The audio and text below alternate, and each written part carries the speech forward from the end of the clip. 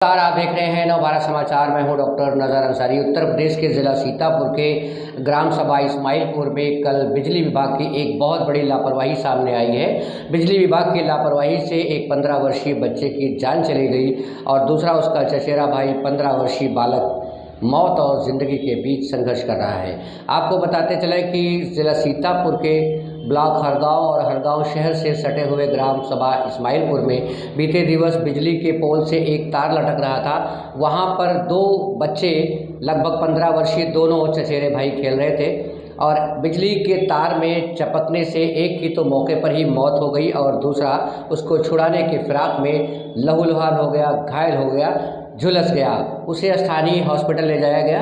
एक को तो मृत घोषित कर दिया गया और दूसरे का इलाज जारी है।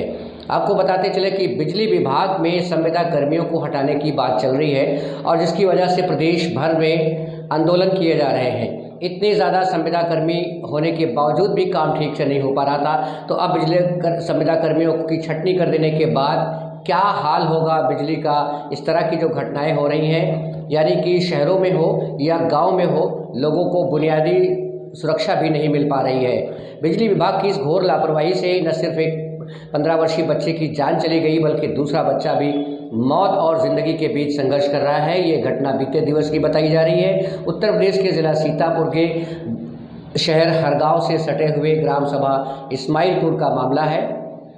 अमित नाम का 15 वर्षीय छत्रपाल का बेटा, जिसकी मौके पर ही मौत हो गई। उसका चचेरा भाई चंदन, लगभग वो भी 15 वर्ष का बताया जा रहा है। उसकी हॉस्पिटल में इलाज उसका चल रहा है, हालत ठीक नहीं है, मौत और ज़िंदगी के बीच संघर्ष कर रहा है।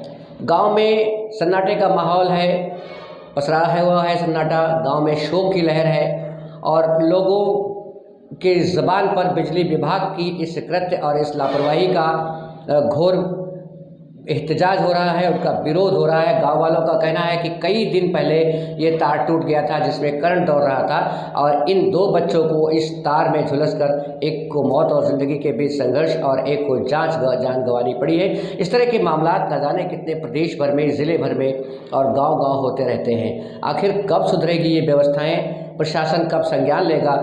बिजली चूँकि इतनी ख़तरनाक है, गांव-गांव, घर-घर फैली हुई है। अगर किसी के घर में कोई करंट उतरता है या कुछ होता है तो घर वाला जिम्मेदार है, लेकिन घर तक बिजली पहुंचाने की और उसकी देखरेख की जिम्मेदारी तो बिजली विभाग की है। आखिर बिजली विभाग क्यों आँखों में नींद लेकर बैठा है, कानों में तेल डालकर बैठा है। जो खंभे लगाए गए हैं उन पर उनके जो कर्मचारी तैनात हैं वो कहाँ रहते हैं, क्यों इस तरह से लोगों को दो चार होना पड़ता है।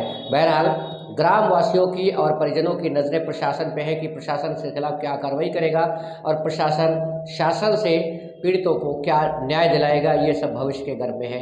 बहरहाल स्थितियां नाजुक हैं। इस तरह के मामलात को बिजली विभाग को बहुत ही सक्रियता के साथ गौर करने की ज़रूरत है कि गांव-गांव, शहर-शहर जो जगह-जगह बिजली के खंभे लगे हुए हैं उन पर पूरी तरह से निगरानी होनी चाहिए और इन पर जो भी लोग ड्यूटी पर लगाए जाते हैं, जिसके क्षेत्र में इस तरह की घटनाएं होती हैं, आखिर वो कहाँ रहते हैं, किसकी जिम्मेदारी तय होगी।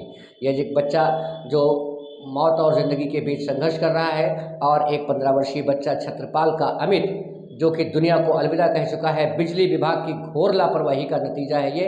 कौन इसका जिम्मेदार होगा, किसकी जवाबदेही तय की जाएगी, क्या इसमें निष्कर्ष निकलता है, प्रशासन क्या संज्ञान लेता है, ये सब भविष्य के गर्भ में है। बहरहाल नवभारत समाचार की टीम सभी नागरिकों से ये निवेदन करना चाहती है कि जहां कहीं आसपास बिजली के खंभे लगे हों वहां पर अपने बच्चों को न जाने दें। कहीं पर तार टूटे हों तत्काल बिजली विभाग को सूचना दें और बिजली जितनी ज़्यादा ज़रूरत की चीज़ है उतनी ही ज़्यादा ख़तरनाक भी है। जागरूकता बहुत ज़रूरी है। सावधान रहें, सुरक्षित रहें। बने रहें हमारे साथ, देखते रहें नवभारत समाचार। नमस्कार।